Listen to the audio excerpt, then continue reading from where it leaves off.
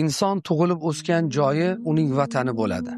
Inson bu dunyoda hayot kechirar ekan, o'z vatani, oilasi, yaqinlariga bo'lgan muhabbati jo'shirib turadi. Tarixdan hammamizga ma'lumki, azizlar, ota-bobolarimiz mana shunday tinch, farovon, ozod va obod vatanni qurish yo'lida jon fido qilib o'tganlar.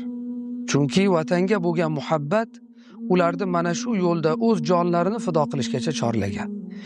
Hech kim hech qachon o'z diyorini dushmanga ravo ko'rmaydi. Hattoki bir qarish yeri uchun ham kerak bo'lsa jonini fido qiladi. Vatanga bo'lgan muhabbat mana shunday hissiyotki, uni tushuntirib berishlikka so'z ojiz. Hazrati Umar radhiyallohu anhu aytgan ekanlarki, agar vatan sevgisi bo'lmaganda yurtlar xarob bo'lardi deganlar. Qarang, demak, yurtni kim obod qiladi? Yurtni, vatanni unga muhabbat qo'yganlargina obod qiladi. Ana shuning uchun muhtaram azizlar, ko'zimizni quvonchi bo'lgan, yurtimizni kelajagi bo'lgan yoshlarimizni ta'lim tarbiyasiga katta e'tibor qaratishimiz kerak.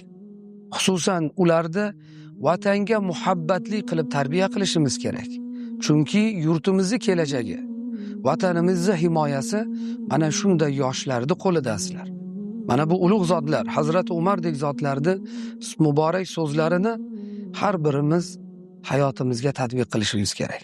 Imom Shofiy rahmatullohi alayhi aytgan ekanlarki, insonning xor u zor bo'lishi uchun vatani va yaqinlardan ayrilishlikni o'zi kifoya degan ekanlar. Imom Muhammad G'azzoliy aytadilarki, vatanning ham haqlari bo'ladi. Ularning birinchisi shu vatanda yashaganda tinch, xotirjam, shukrona qilib yashashlik haqqidir. Shuningdek, vatandan ketganda uni sog'inish, vatan kamsitilganda g'azablanish, vatanga hujum qilinganda uni himoya qilish ham vatanning shu yurtda tug'ilib o'sganlar zimmasidagi haqqidir degan ekanlar. Demak, mana bu haqlarga rioya qila olayapmizmi? Alloh taolo bergan mana shunday ulug' ne'mat, tinchlik ne'mati, ozodlik, hurriyat ne'matini qadriga yetyapmizmi? Buni asrab avaylayapmizmi? Mana shu savolda har birimiz o'zimizga berishimiz kerak.